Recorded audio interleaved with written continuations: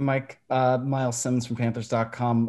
What is your mentality now? I mean, now that we know that Christian McCaffrey is going to be out for a few games, how are you feeling going into this week? Miles, I'll just take it every day like how I've been having it. Just prepare like you're the starter. Just make sure I know everything and you know what I mean. Don't do too much basically. Just do what I do basically. Mike, something a little bit different. The governor yesterday announced that 7% of fans might be able to get back to the stadium very, very soon. Talk about the excitement of getting those guys back, and it's almost like it's a thing that's kind of taken for granted, even at home and even on the road. How much you guys might be missing the fans? I think that's pretty exciting. I feel like it's better some than none. I'm really excited to really see my family be at the games. And the fans are as well. But I know everybody's family is itching to, be at the game. So I think anybody being able to come would be pretty exciting. All right, we'll go to Skylar and then Joe. Yeah, hey Mike. Just talking about the pass protection, I mean, this is probably something that not a lot of people think about in terms of maybe a number two back. But now that you're in a more expanded role, what is your chemistry like with those guys up front, and just kind of your thoughts on their play through the first 2 weeks? Those guys up front, man, they're doing an amazing job, man. I'm just like I said, I'm just here to to do what I do, not to go out there and try to do something crazy. That's when the bad plays happen. So I don't go out there, trying to, do anything extra. I go out there to do my job and do what I'm supposed to do. Hey, Mike, how you doing?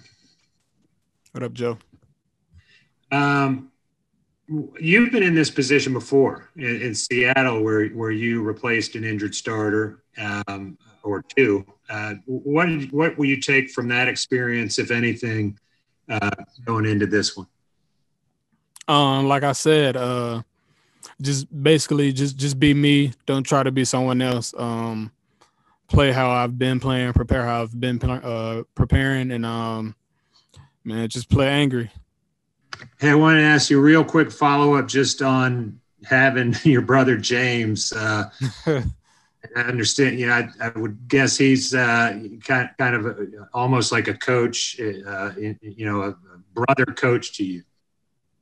Yeah, I talk to my brother every day, which is funny. I think he's ready to get up here next week. So whenever I guess they're allowing fans or whatever to come in, yeah, he's probably one of the first guys that wanted to come up. So it's really, I think it's really important to have him, in my life, especially with him being in the NFL and his experience and me learning from everything that he's been through. And I don't really tell people. A lot of people don't even know that James Davis is my brother. So that's pretty funny you brought that up. All right, let's go to Jonathan Alexander and then Mike Solarte. Hey, what's up, Mike? Jonathan Alexander. Hope you're doing well, man. Doing good, John. Good. I'm wondering, when you think about your journey and what it took to get here, what stands out most? What stands out most with this journey is I never gave up. It could have been so easy for me to give in when I was in Seattle, being on a practice squad. It was real depressing, and it was times where I was just like, I don't want to do this no more. But I never quit. It fueled me, and every day I took it. Me being on practice squad, going against the ones when I was in Seattle, I took it it was a game for me every day, and I took it as a challenge. And I would say that really helped me out a lot, going through those things and treating every day like it could be my last. Hey, Mike Solarte, Spectrum News 1. Thanks for chatting. The background is funny, Mike. As you check, I turned my camera off for Steve Reed. as you look at Seattle in as you look at the Chargers rather in your increased role, what do you see from them defensively that you can exploit? What's going to be more of your responsibilities at pass pro? I mean, obviously you're going to do what you do as a back, but where does it start with that defense for the Chargers? It starts with them up front, man. You know, they got my guy Melvin Ingram over there. They got Joey Bosa. You know, they drafted a guy, first round linebacker. They got Denzel Perryman. They got a lot of guys, Casey Hayward, Desmond King. They got a lot of guys that can actually, go out there and play. So it all starts from them up front, man. They got a lot of guys that can rush the passer. We got to make sure we keep Teddy clean. And as a quick follow-up, is there any thought of going back through Hard Knocks and getting a look at what maybe they put out there from camp from those guys? That's an interesting question. I never really thought about that, to go back and look at that, but that is something that you can always go back and watch.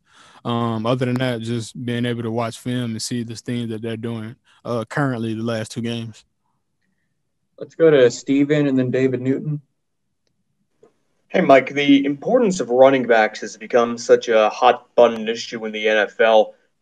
And I know there's the argument out there that basically one running back is as good as another, especially when it comes to a guy like Christian. How does it make you feel when people say that about your position, and especially about a guy like Christian who's been an All-Pro?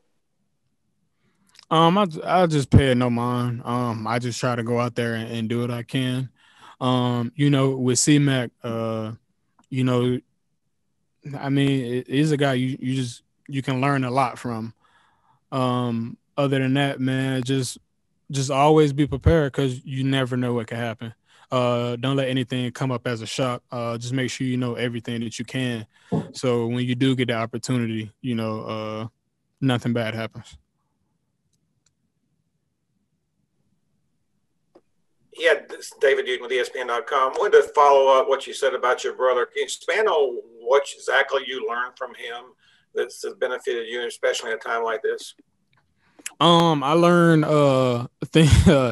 things like what not to do and what to do. My brother's in the NFL. When he was in Washington, he wasn't getting a lot of reps, and one day he just ended up and left.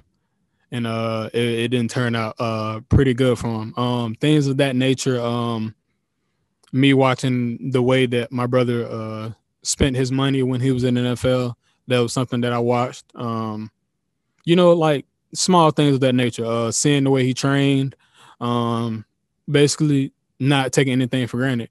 Because my brother was very talented, very, very talented coming out of Clemson, and I mean, he should have had more years than he had. That's how I looked at it.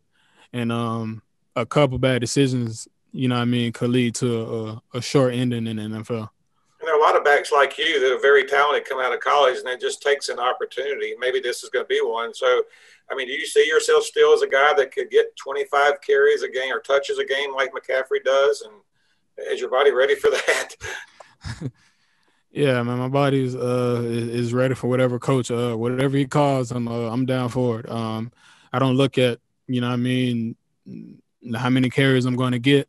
My attitude is whatever he calls, I'm going with it. All right, we only have time for 2 more, guys, so let's go to Elena, and then Josh, you can finish it up. Hey, Mike, Elena Getzenberg. I was wondering, hey, I was wondering for you, you mentioned, when you were on the practice squad in Seattle, how that was a really hard time for you. And I was curious, like, what got you through it? You just mentioned your brother and what he went through, but what did you always have that belief that you could be a starting running back in the NFL, or what kind of made you want to see it through? I always had a belief, but I stumbled across Eric Thomas, motivational speaker, and this video I used to watch. It was headlined "UOU," and I used to watch it every single day at 6 a.m. And that was one of those things that would legit get me through the day. And I mean, I watched it consistently, and something like that legit got me through the day. I mean, my family, they can get you through the day, but it was just like me watching that video inspired me to that, you control what you can control, basically. And that was one of the things I took on. And as I just kept watching the video, it kept fueling me every day. And I was thinking to myself, like, you love this game. This is what you want to do for a long time. Don't just let it slip out your hands. So that really motivated me every day, ET. Hey, Mike, just a quick follow-up. What was that video called? UOU. UOU. ET. Just so one of the things that you said was, trying not to do too much and because that's when bad things happen. Is that easier when you kind of know that you're going to be the guy that has the heaviest workload as opposed to a number 2 back that's coming in to kind of maybe change a pace or refresh for Christian? If you know that you're going to be out there on the next snap, you don't have to try and do too much when you do get the ball in your hands? I would say that's kind of tough. I would say it's easy when you don't. It's easy when you don't know when the next time you're going to be in, I guess. To go out there and try to make a big play and end up, not going the way you want it to go. Other than that, I would say that's probably only something for like younger guys. Other than that, older guys, I don't think that affects them as well because you're just trying to take it play by play and get the best out of the play, every play that you're in. Even if it's one play, you're just trying to make sure that you do your job and you do it to the best of your ability.